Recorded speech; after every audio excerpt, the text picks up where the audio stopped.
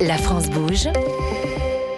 Que sont-ils devenus? Benjamin, rappelle-nous, les copains de Bastien, je me souviens, ils avaient été nommés au Trophée européen de l'avenir dans la catégorie alimentation, parce que ça avait été un vrai coup de cœur pour nous du côté d'Europe 1. Oui, c'est une fabrique de chocolat haut de gamme qui est basée à Paris.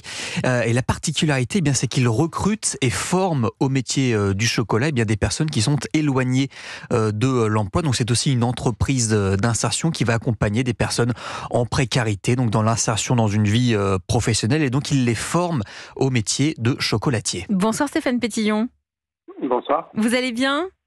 Bien et vous ? Très bien, on est content de vous entendre. Stéphane Pétillon, fondateur des copains de Bastien. Vous étiez venu il y a un peu plus d'un an, c'était en avril 2023, dans la France bouge. On avait eu un vrai coup de cœur, nous, du côté d'Europe 1. Qu'avez-vous changé dans votre entreprise depuis votre passage dans l'émission ? À l'époque, je me souviens, vous étiez dans un petit atelier, Gare du Nord, c'était balbutiant. Où en êtes-vous ? Alors on a eu une année assez dynamique, assez active, puisqu'on a déménagé complètement notre labo de production. Maintenant on est dans le 7e arrondissement. On a eu une belle opportunité pour se déplacer. Donc avec une activité qui a continué à croître, puisqu'on a fait sur l'année qui vient de se terminer, puisqu'on clôture en mois de juin 80% de croissance.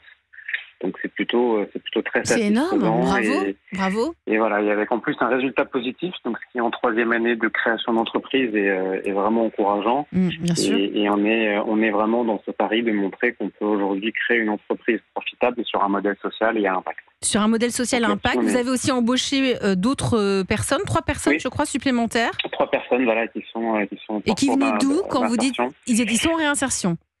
Voilà, donc on les recrute en fait avec avec plusieurs associations et en fonction du cas de chacun, du parcours de chacun, finalement on leur octroie petit à petit différentes tâches, on leur explique et puis chacun grandit, on va dire à son rythme et il monte en compétences sur toute la chaîne de fabrication.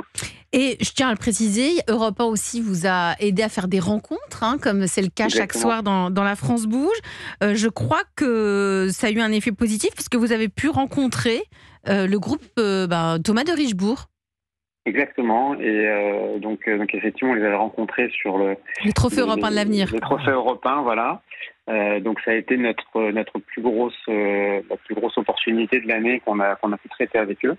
Et ce qui est assez génial, c'est que cette année, on recommence et donc on leur refait de nouveau leur chocolat pour toute la filiale de Richebourg Environnement. Donc c'est notre plus gros client qu'on a rencontré et entretenu grâce à Europe 1. Ça fait du bien de l'entendre. Ça veut dire que de Richebourg Environnement sollicite les copains de Bastien, notamment, j'imagine pour les cadeaux de fin d'année, les chocolats. Exactement, ouais.